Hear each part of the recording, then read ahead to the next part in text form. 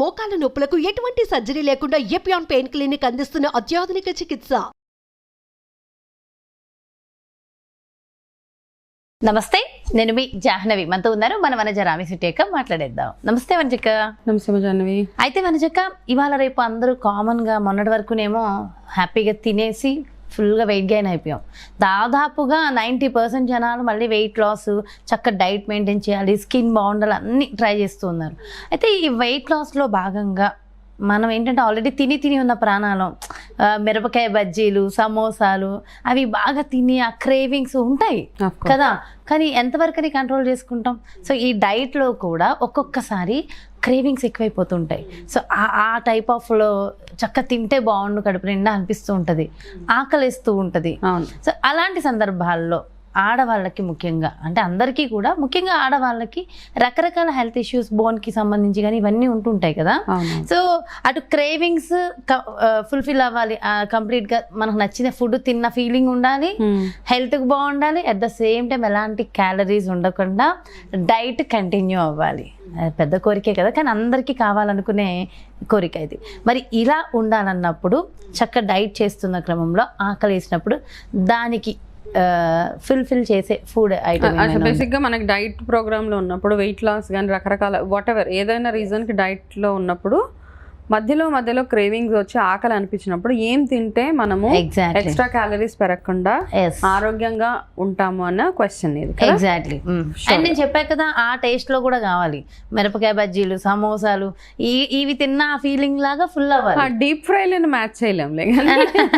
ఆ deep fry నేనైతే అంటే ఫస్ట్ అండ్ ఫార్మోస్ట్ ఏంటంటే, నా ఏ ప్రోగ్రామ్ చూసినా, నాది ఎన్నిసార్లు వీడియోస్ చూసినా, నేను ఎక్కడ ఇది మానేయండి, అది మానేయండి అని ఎక్కడ ఏం చెప్పలేదు.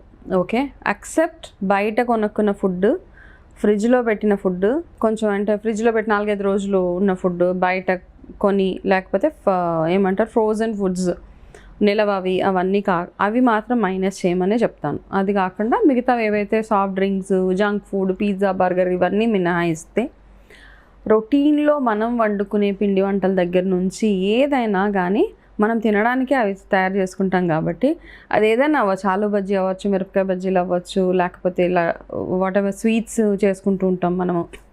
అవన్నీ ఏంటంటే అప్పుడప్పుడు తినడానికి బాగుంటుంది. రెగ్యులర్గా కాకపోయినా మనం ఆనియన్ పకోడా చేసుకుంటాము, మిరపకాయ బజ్జీలు ఇవన్నీ ఒక మంచి ఫీల్ అనమాట. మన ప్రాంతానికి అదొక ఇండికేషన్ అంటాం కదా, మనం ఎక్కడున్నాము అన్నదానికి. పెసరట్టు ఉప్మా, మిరపకాయ బజ్జీలు, తెలంగాణ ప్రజలం, మనం తెలుగు వాళ్ళం కాబట్టి మనకు ఆ ప్రాంతీయ అభిమానం ఇవన్నీ ఉంటాయి. అదా ఈ ఫుడ్ పలానా ఫుడ్ అనగానే అబ్బా ఇది మా తెలంగాణ ఫుడ్, లేకపోతే ఇది మా ఆంధ్ర ఫుడ్, పిడత కింద మన ఫుడ్ లో ఉండే కిక్ వేరుంటది. అంతే, అది పిడత కింద పప్పు. ఆంధ్ర వెళ్తే ఇక్కడ తెలంగాణలో మనం ఉన్నాం కాబట్టి మిరపకాయ బజ్జీలు, సర్వపిండి రొట్టె అంటాం, ఎన్ని ఉన్నాయి అసలు కదా. ఇవన్నీ వింటుంటే ఒక మంచి ఫీల్ వస్తుంది. సో ఇవన్నీ అవాయిడ్ చేసేయండి, లేకపోతే తినొద్దు అన్నట్లా ఏం లేదు. కానీ అప్పుడప్పుడు రెగ్యులర్గా మనం వారానికి 1-2 సార్లు ఇవన్నీ చేసుకొని తినడంలో ఏమీ పెద్ద డ్యామేజ్ అయిపోయి డేంజర్ అయితే అయిపోదు నన్ను అడిగితే. ఎవరైతే స్ట్రిక్ట్గా డైట్ ఫాలో అవ్వాలనుకుంటున్నారో, డయాబెటీస్, రకరకాల థైరాయిడ్ ఉంటుంది, బీపీ, షుగర్లు, ఇవి వెయిట్ గెయిన్ అయిపోయి ఎక్సెసివ్ వెయిట్, కొలెస్ట్రాల్ ప్రాబ్లమ్స్, ఇట్లాంటి వాళ్ళు ఏంటంటే ఈ ఆహారపు అలవాట్లని కాస్త మార్చుకోవాలి. ఇవి మార్చుకుంటూ ఏం చేద్దాం, మనము ఎప్పుడన్నా మనకి స్ట్రిక్ట్ డైట్ ఫాలో ఒక 6 నెలలు మనం అనుకుంటాం, నేను జంక్ ఫుడ్ తినను, మిరపకాయ బజ్జీలు తినను, పకోడా తినను, ఇంకోటి ఇవన్నీ తినకుండా నేను ఓన్లీ నా హెల్త్ మీద ఫోకస్ చేస్తాను. హెల్త్ మీద ఫోకస్ చేస్తూ ఆడవాళ్ళకి ఏంటంటే సప్లిమెంట్స్ ఉండాలి ఎక్కువగా. ఒక పర్టికులర్ ఏజ్ వచ్చిన తర్వాత ఒక కాల్షియము, మెగ్నీషియము, పొటాషియము, ఇవన్నీ హై ఫైబర్ ఫుడ్స్ ఇవన్నీ ఉండే ఆహారాలు తినాలి మనం. ఓకే, సో ఇవన్నీ ఉండే ఒక కాల్షియం, ఎందుకంటే మనకి ఒక 30 years 35 years దాటగానే కాస్త బోన్ వీక్ అవుతూ ఉంటుంది, బోన్ డెన్సిటీ తగ్గిపోతూ ఉంటుంది. అండ్ మెనోపాజ్ స్టేజెస్కి దగ్గర అవుతున్నప్పుడు బోన్స్ వీక్ అయిపోతూ ఉంటాయి, కాల్షియం తగ్గిపోతూ ఉంటుంది బాడీలో. ఈ కాల్షియం తగ్గిపోతూ ఉండడంతో పాటు మనకి ఏంటంటే ఫైబర్, బాడీకి కావాల్సిన ఫైబర్ లేనప్పుడు మనకి వేరే వాతము పెరిగిపోయి బాడీలో మనం తిన్న ఆహారం సరిగా అరుగుదల అవ్వకుండా ఉండి కాన్స్టిపేషన్ ఇలాంటివి అవి మొదలవుతాయి. అదే కాకుండా ఉదయం లేవగానే టక్క ఒళ్ళు నొప్పులు, ఎక్కడ చూసినా ఎక్కడ పట్టుకుంటే అక్కడ టక్ టక్ సౌండ్స్తో పాటు ఇలా కూర్చొని మనం స్ట్రైట్గా లేవలేని పరిస్థితి కూడా ఉంటుంది కదా. ఒక్కొక్కసారి అడుగు తీసి అడిగేయలేని పరిస్థితి. అంటే ఒక దగ్గర కూర్చొని లేసేటప్పుడు మనకి అట్లీస్ట్ ఒక ఫ్యూ సెకండ్స్ పడుతుంది తిన్నగా నించోటానికి. పొటాషియం డెఫిషియన్సీ, కీళ్ళ నొప్పులు, మజిల్ పెయిన్స్, ఇలా అన్నీ ఉంటాయి. హెయిర్ లాస్ దగ్గర నుంచి ఇవన్నీ ఉంటాయి. సో అన్నిటికీ అందుకని ఏమంటారంటే అన్ని రంగులు ఉన్న కూరలు తినాలంటారు. బికాజ్ ఒక్కొక్క రంగు ఒక్కొక్క దానికి పనికొస్తుంది. రెడ్ కలర్ ఉన్న ఫ్రూట్స్ తింటే రక్తానికి పనికొస్తుంది. ఇట్లా పర్పుల్ కలర్లో ఉంటే పొటాషియం ఉంటుంది. ఇట్లా అన్ని ఒక్కొక్క కలర్ ఫుడ్కి ఒక్కొక్క ప్రత్యేకత ఉన్నది. సో ఈజీగా తినే స్నాక్ మనం చూసుకుందాం. ఫుల్ మఖానా వినే ఉంటారు మీరు, ఫాక్స్ టైల్ అంటారు ఇంగ్లీష్లో. ఓకే, ఒకసారి చూపిస్తే. లోటస్ సీడ్స్తో, మన కమల విత్తనాలతోటి అవి తయారు చేస్తారనమాట. ఆ విత్తనాలు తీసి దాన్ని చక్కగా ఫ్రై చేసేసి అవి చేసి దానిపైన ఉన్న నలుపు అంతా తీసి చూపిద్దాం మనం. అవన్నీ తీసేసి ఫుల్ మఖానానే మనం బాగా ఫేమస్ అనమాట. దాన్ని ఇంగ్లీష్లో ఫాక్స్ టైల్ అంటారు, కమలా గింజలు ఇలా. కానీ ఈజీగా అందరికి అర్థమైంది ఫుల్ మఖానా. చాలా తేలిగ్గా ఉంటాయి, పేలాల టైప్లో ఉంటాయి అవి. ఓకే, తీసుకొస్తాను అవి. ఇవి మనం రెగ్యులర్గా మన ఆహారంలో కనుక ఆహారంలో కాదు, స్నాక్ టైంలో, లైక్ 11 o'clock మధ్యాహ్నం మీకు ఏదో తినాలనిపిస్తుంది, ఒక టీ తోటో, గ్రీన్ టీ తోటో, 4 o'clock ఆ టైంలో ఏదైనా తినాలనిపించినప్పుడు ఇవి జస్ట్ 1-2 గుప్పెళ్ళ ఫుల్ మఖానా తీసుకొని తినొచ్చు, హ్యాపీగా తినొచ్చు. అయితే ఇది ఎలా తింటారంటే, పచ్చివి కొంచెం నోటికి చుట్టుకుపోతూ ఉంటాయి కాబట్టి కాస్త 2 చుక్కల నెయ్యి వేసి అందులో మన స్టవ్ మంచి ఇనప కడాయి పెట్టి హ్యాపీగా ఫ్రై చేయండి. మళ్ళీ దీంట్లో ఎయిర్ ఫ్రైయర్స్ అని అవన్నీ ఇవన్నీ కాకుండా మామూలు స్టవ్ మీద హ్యాపీగా ఒక ఇనప కడాయి పెట్టి దాంట్లో ఈ ఫూల్ మఖానాలు కొంచేసి మంచిగా రోస్ట్ చేసుకోండి సిమ్లో. అవి బాగా ఏగి కరకరలాడుతూ ఉంటాయి. దింపేసిన తర్వాత మీకు కాస్త టేస్ట్ ఎన్హాన్సర్స్ లాగా దాని మీద కాస్త కారము, మిరియాల పొడి, ఉప్పు అలా వేసుకొని మీ ఇంట్లో పిల్లల దగ్గర నుంచి మీ దగ్గర నుంచి ప్రతి ఒక్కరు ఇది ఒక హెల్దీ స్నాక్ లాగా తినొచ్చు ఇది. ఓకే, ఇది తినడం వల్ల దీంట్లో కాల్షియం ఎక్కువ ఉంటుంది. కాల్షియం అంటే మన బోన్స్, మెగ్నీషియం, పొటాషియం ఎక్కువ ఉంటుంది, బి విటమిన్ ఉంటుంది ఇందులో.